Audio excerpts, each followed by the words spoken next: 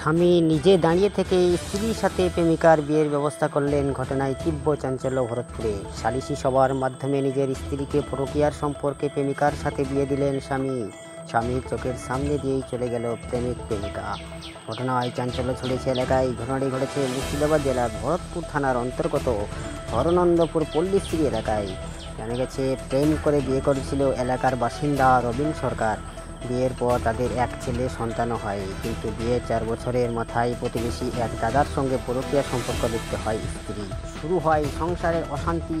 এই নিয়ে মাঝে মধ্যেই সালিশি সভা হয়েছে বেশ কয়েকবার। এমনকি ঘটনা আদালত পর্যন্ত গড়ায়, কিন্তু এরপরও স্ত্রীকে ধরে রাখতে পারেনি স্বামী। স্বামীকে ফাঁকি দিয়ে প্রায় দিন প্রেমিকে দেওয়ারে অবিবাহিত অনিময় সরকারের সঙ্গে দেখা করত স্ত্রী।